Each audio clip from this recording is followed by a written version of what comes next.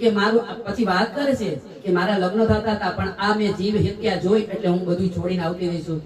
હા બેટા તમે અહીં કહો હવે મારા ગુરુ બનો. જો ગુરુ આગળ જવું પડે, ગુરુ આપણી આગળ આવે ને કે મારા ગુરુ બનો, કે બેટા કંઠી બાંધી દઉં, ભજન કરો, મંત્ર દઈ દીધો, રામ રામ બોલજો, રામ તાન્યા આવશે આવશે આવશે. એને એમ નહોતું કીધું કેદી આવશે, પણ આવશે. અને સત્રીએ દૃઢ નિશ્ચય કર્યો મારા ગુરુ બોલ્યા એટલે ઈ આવશે આવશે આવશે. બસ રટણ કર્યું.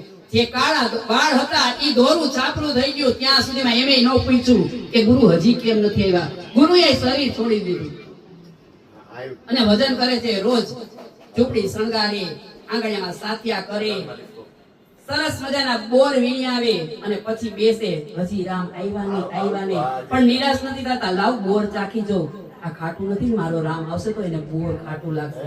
ચાકે અરે આ તો ખાટું છે, ચાકે હા આ મીઠું છે. હવે ઈ બોરનો ઠરિયો લઈ અને માએ વાવ્યો અને ઈ બોર મીઠા. એટલે આપણે કહીને કે ભગવાન જૂઠું ખાવાય તૈયાર છે પણ તમારો પ્રેમ ભક્તિ ભાવ હોવો જોઈએ. અને અહીંયા હવે સબરીની ભક્તિ બરોબર પાકી છે અને અયોધ્યાના રાજા રામ દર્શન દેવા માટે આવે છે. હાઈલા આવે છે ધીમે ધીમે. સબરી હવે આમ જોવે છે, જેમ કડક ઉભા રહેતા હતા એ હવે આમ જોવે છે. આવ્યો કે માં હું આવી ગયો. જેટલી તમને તડપ એટલી ભગવાનને તડપ. પગલા પડાવે છે, લઈ આવે છે, માન બેસાડે છે અને પાણી પીવડાવ્યું. કોઈ આપણી આવે તો શું કરવું?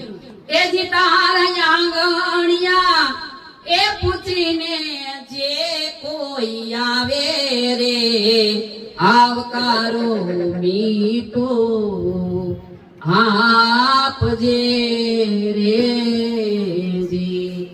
એ જી તાર કાને રે એ સંકટ કોઈ સંભળાવે રે બને તો થોડું કાપજે રે જી. આવ્યો એને એમ ન કહેવાય કેમ આવ્યો, એને એમ કહેવાય કે ભાઈ પેલા ખાઈ લે. આડું અવડું ન જોવું, એ પૂછે તો કઈ વાત કરતો સાંભળવી, એમ કેવું નહીં. એમાં તમે આવ્યા છો એમ નાવ કે જે રે, કેમ તમે આવ્યા છો એમ નાવ કે જે રે હેજી એને ધીરે રે એ ધીરે તું બોલવાને દેજે રે આવકારો મીઠો આપજે